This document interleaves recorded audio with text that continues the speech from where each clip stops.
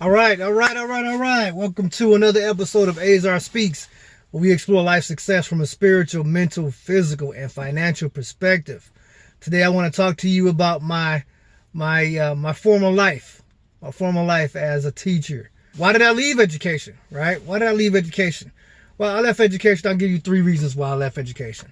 One of the reasons why I left education was because it was just really, man, when you were a teacher, right, you're more than a teacher, especially, with these kids coming up nowadays.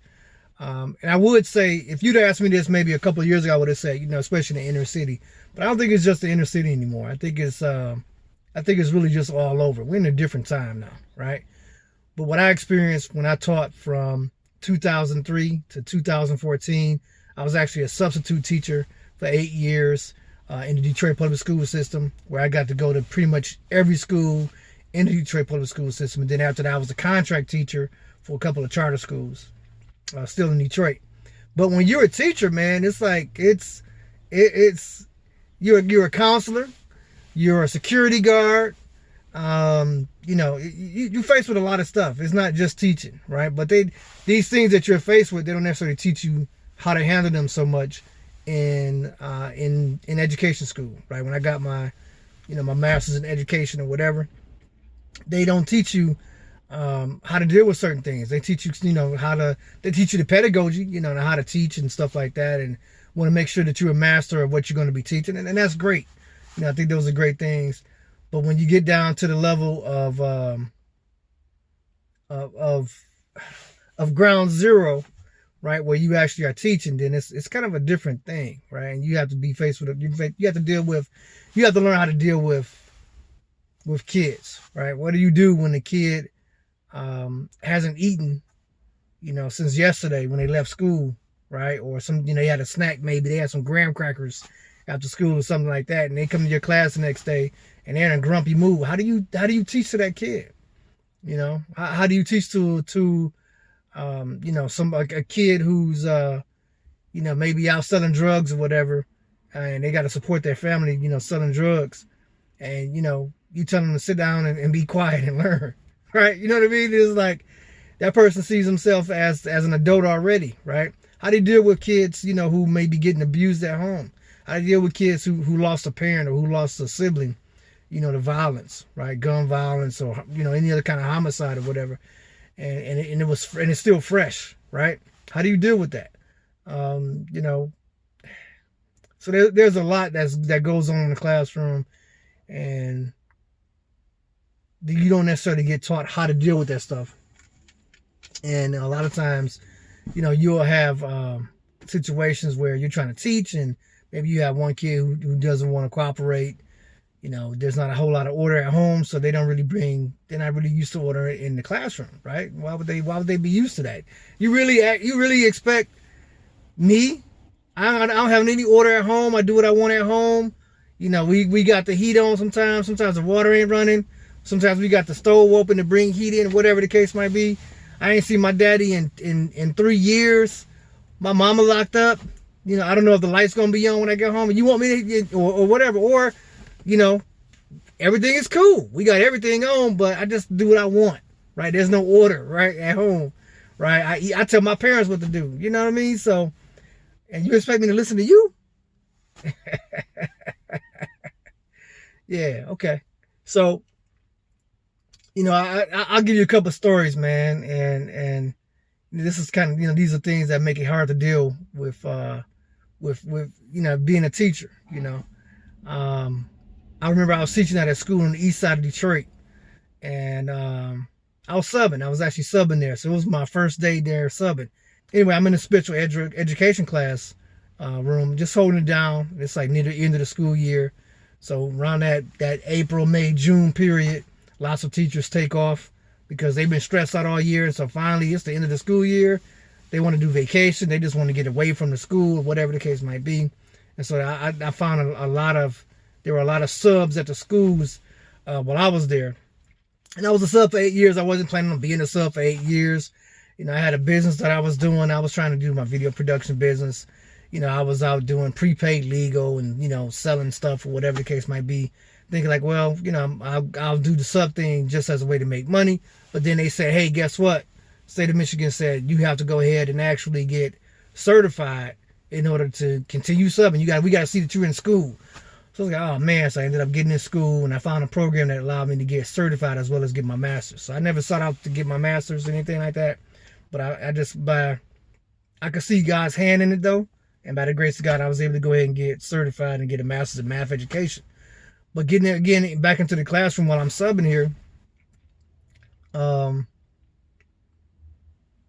found myself in a situation where I heard the principal come over the loudspeaker and say, teachers, close your doors. All teachers, close your doors.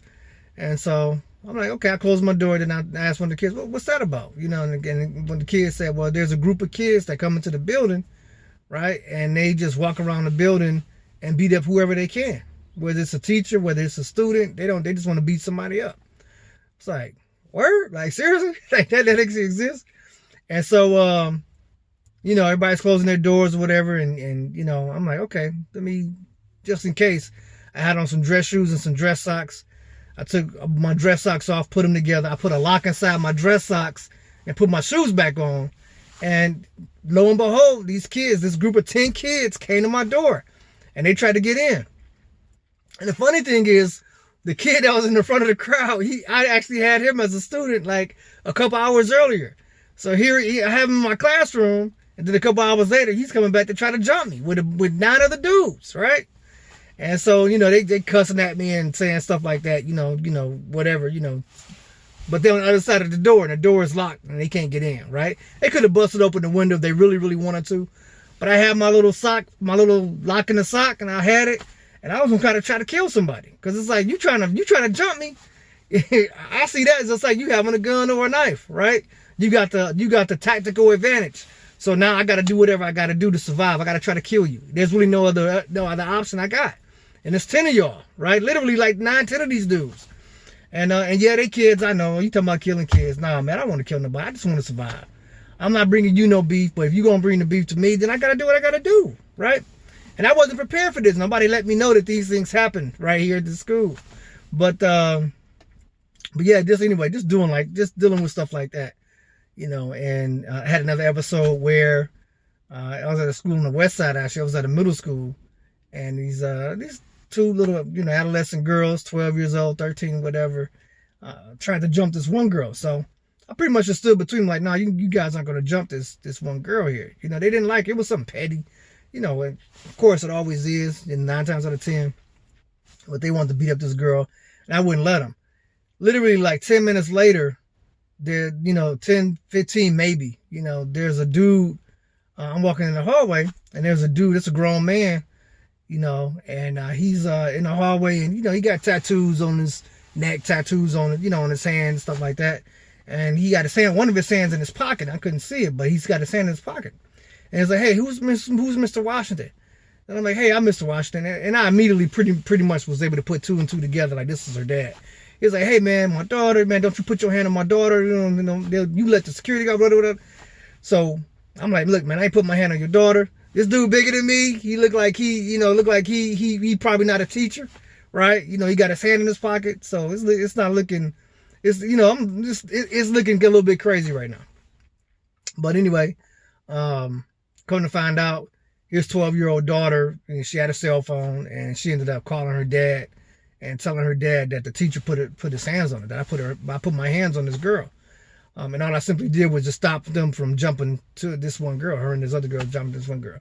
So dealing with that, and then, the principal told me, hey, you know what, after she pulled everybody aside, and she was like, hey, this guy comes into the school and tries to fight all the male teachers, for whatever reason.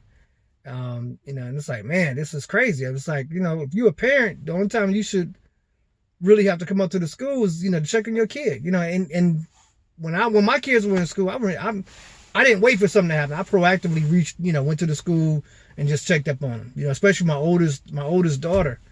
I went to, her school so much, they knew me by name. Getting back to this other situation, I'm in the classroom or just one of the reasons why, I left teaching. It's just too much disorder, too much chaos. Now, reason number 2, why I left teaching. moolah, the money, right? The greenbacks, the dough. It was just teachers don't get paid enough. Teachers don't get paid enough, man. For all the stuff you got to deal with, teachers do not get paid enough. I think that teachers, get 35, 40, 50,000, if you experience, and stuff like that, but you should really, teachers, police officers, firefighters, folks like that, they should get paid starting out 60, 70,000, a year. And they should be able to go ahead and top off their careers at, 100, 120, something like that. You see right now what's going on in the pandemic. We got a shortage of teachers. Who wants to go into the classroom these days? But if you pay teachers enough, you can attract skilled teachers. It was many times as a teacher, I was up there teaching, and I'm worried about paying bills. Do you really want me teaching and your children and then still be worried about how I'm gonna pay my bills? And I'm taking out payday loans and things like that, right? You don't really want that for me. You don't really want that for your kids, right? You want somebody that's not worried about that. That's the least of their worries. Somebody that's up there, able to focus on teaching and not be stressed out about bills and stuff. Have to bring that into the classroom, right? So money, teachers need to get paid more money for sure. All right. So the third reason why I left teaching is because I feel like teachers are just expected to perform to the standardized tests. And we're expected to do miracles. I mean, given the two situations I just mentioned a moment ago, the disorder in the classroom, the chaos and things like that, the lack of money that you're given, and then they have to go ahead and try to teach kids and help them to perform to standardized tests when the education level already is in the classroom that you're dealing with. It varies a lot. There's a lot of smart kids in our school systems, right? But you got to spend so much time with the kids, who are way behind on the grade level, right? You teach in 9th grade, and this kid really is still on reading and doing math on a 3rd, 4th, or 5th grade or 6th grade level. And it's like, well, how do I actually teach you 9th grade stuff? And then the kid sitting right next to him, he's really, learning on an 11th grade level, right? 12th grade level, and you kind of holding him back, right? And so you're supposed to try to get everybody to the middle and make sure that you do great on these state standardized test scores, or these national standardized test scores. And it's amazing, man. It's the teaching to the test part. It doesn't allow for creativity or as much creativity. Now, are there some creative teachers out there that can get beyond that? Sure there are. But at the same time, you want to be able to make sure that all of your teachers are be able to implement that creativity. That's what you hired them for, right? They're all supposed to be able to go ahead and bring kids up to a great educational level. But, the expectations, to do so, given how short-handed you are as a teacher, it's difficult. It's real difficult. So, yeah, it's difficult. So at this point, you're probably thinking like, hey, man, the title says why I left teaching and why I may go back someday, right? I gave you the reasons why I left teaching. Now I'm going to give you the reason why I may go back someday, because I miss it. All the chaos, all the disorder, all the expectations to perform. I don't miss the lack of money, right? I switched industries. I went from education to the mortgage industry. Having a big family, the mortgage industry it supports my family more, right? But why may I go back someday? Because I missed it, man. I loved it. I loved it, man. I found that I really love helping people. I love being an ear for those kids. Even the kids who sometimes would cuss me out, or even the kids who necessarily didn't have everything that they needed, right? Whatever the case might be. And, there were some deficits there, or there were some things there that got on my nerves. It's like, I miss those kids too, man. I really do. I miss being able to play a part in molding the minds of our generations, of the younger generations. And so I miss that. And I may go back someday. Who knows? Once all is said and done, I got enough money in the bank, and things like that. And my kids are taken care of. My wife isn't wanting for anything extra. I may just go back. I may go back to teaching because I just miss the classroom. I do. Listen, I want to say thanks for watching my video. This has been another episode of Azar Speaks. I do invite you to go ahead and subscribe, hit the like button. Thanks very much for watching. Azar out.